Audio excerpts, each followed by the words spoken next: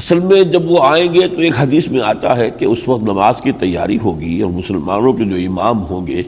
وہ کہیں گے فجر کے وقت کہ آئیے روح اللہ آپ امامت کرائیے، تو وہ کہیں گے نہیں، امامکم منکم، اور وہ خود وہی جو امتی ہوں گے حضور کے جو امامت کرا رہے ہیں ان کی ہی امامت میں وہ بھی نماز ادا کریں گے۔ اب یہ تو گویا کہ ایک شکل بنی کہ وہ کوئی رسول کی حیثیت سے نہیں آئیں گے۔ میرے نزدیک ایک اسپیشل مشن ہے جو ان کو اسائن کیا گیا ہے، یہود کا آخری خاتمہ۔ آج جو ہم نے پڑھی ہیں باتیں ان کے حوالے سے آپ نوٹ کیجئے کہ اگر حضرت نوح کی قوم کو ہلاک کیا گیا، حضرت ہود کی قوم ہلاک،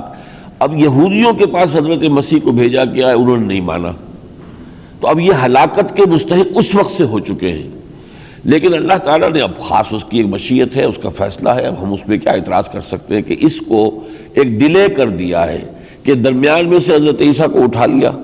تو گویا کہ اب وہ حضرت عیسیٰ ہی آئیں گے اور ان یہودیوں کا خاتمہ کریں گے۔ یہ جو اب ہونی ہے جنگ آرمگیڈون،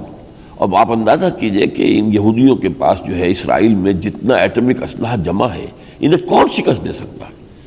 سوائے اس کے کہ کوئی جس طریقے سے اللہ نے قوموں کو ہلاک کیا پہلے، اب وہ عام حالات میں تو ہلاک نہیں ہوئے، نہ کوئی زلزلہ آیا، کوئی اور شے آئی، کوئی دریا میں جو ہے غرق کر دی۔ اسی طریقے سے حضرت مسیح علیہ السلام کو اللہ تعالیٰ وہ قوتیں دے گا کہ جن کے ذریعے سے حدیث میں آتا ہے کہ جہاں تک ان کے سانس کا اثر جائے گا یا نگاہ جائے گی یہودی پگھل جائیں گے۔